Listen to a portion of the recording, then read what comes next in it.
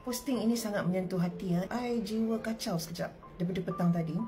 I tengok video ini. I tengok berkali-kali. I cuba camkan, memang I tak cam lah muka si dia ni. Kenapa I try to cam in case lah dia terjumpa kan. I pun terstay lama juga di US. Okay, 10 tahun plus. I pergi daripada selepas SPM dan tak balik.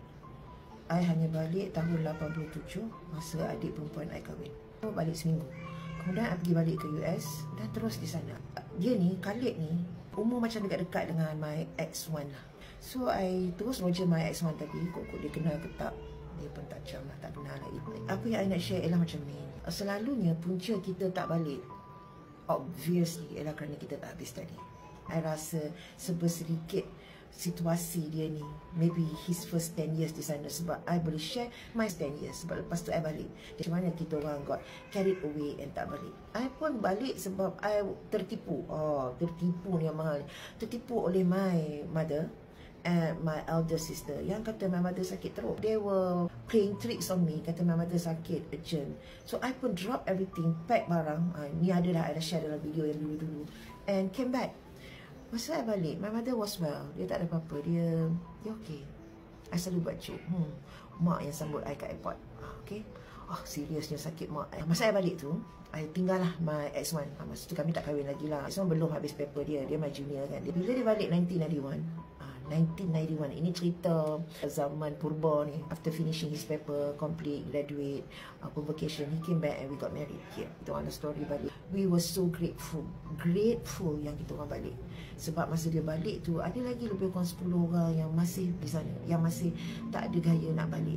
Dia orang tak wild, macam I pun masa tak jadi American. No, kita duduk di dalam kelompok Melayu, tetapi masa berjalan sangat pantas yang kita tak sedar. Sekejap-sekejap dah tahun lagi satu, sekejap-sekejap dah tahun lagi satu. So apa yang kita orang semua buat di sana, yang mana drop out ni, kita orang kerja macam sahabat-sahabat kita dari Prince of Dakar, dan kita bersekelompok. Apa yang tahu di senario, I was there in New Haven dengan Hartford lah. Tempat kami ni banyak pelajar-pelajar Melayu seluruh US datang kerja, sebab tempat ni senang cari kerja. Kerja kat paminyak, kerja kat restoran sebagai waiter, waitress ramai. So banyak Malaysian datang. So datang join sewa, ataupun kita join dengan junior. Junior bersilih ganti. So memang hidup tak sunyi. Kita bukan isolated duduk seorang-seorang ke tak. Okay, memang di dalam kelompok Melayu. Tapi masa berlalu sangat pantas. 1 year after another went very fast.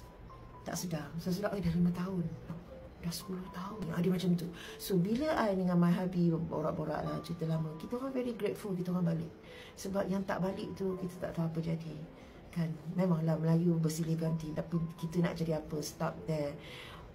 Sorry to say lah, macam agama pun kita off lah. Bila balik sini, syukur Alhamdulillah. I got so touched because kesihannya apa jadi kat dia. Adakah dia masih ada, ataupun dia pun dah tak ada. Sebab lama sangat.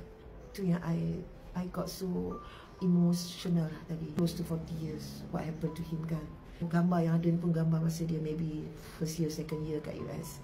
Muda sangat lagi. Sedih lah.